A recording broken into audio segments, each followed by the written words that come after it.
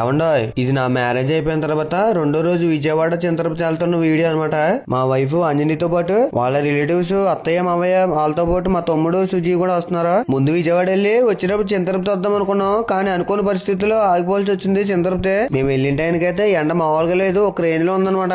అదే ఎండలో దర్శనం చేసుకుని మేమిద్దరం జాయిగా వచ్చాం.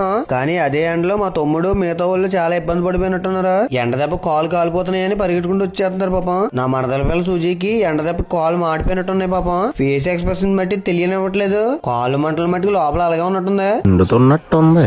విజయవాడ దర్శనం చేసుకుని రిటర్న్ వచ్చేటప్పుడు అయితే మా సీనిబాబు గారు అయితే బైక్ మీద కనిపించాడు.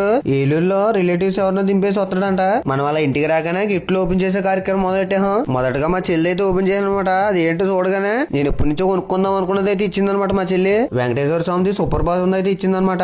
నా టేస్ట్ తెలుసుకుని నాకు నచ్చింది ఇచ్చింది. థ్యాంక్ యూ చెల్లి. ఈ గిఫ్ట్ అయితే మా సీనని ఇచ్చాడనమాట. ఫోటో ఫ్రేమ్ చాలా బాగుంది, మంచిగా అందంగా నా కోసం తయారు చేయించాడు, బాగుంది. ఇది వచ్చేసరికి మా తమ్ముడాల ఫ్రెండ్స్ ఇచ్చారు. రాధాకృష్ణుల ఫోటో మెరుస్తూ చాలా అందంగా ఉంది. ఈ గిఫ్ట్ వచ్చేసరికి మా వైఫ్ వాళ్ళ సిస్టర్ వాళ్ళ హస్బెండ్ అయితే ఇచ్చారు. ఇది కూడా రాధాకృష్ణుల ఫోటో, కాకపోతే డిఫరెంట్ అనమాట. గిఫ్ట్ అన్నిటిలోనూ ఇది బాగా నచ్చింది అనమాట. మా వదిన వాళ్ళ అన్న ఇచ్చాడు. నాకు బాగా నచ్చిన ఫోటో అయితే ఫోటో ఫ్రేమ్ కింద ఇచ్చాడు అనమాట.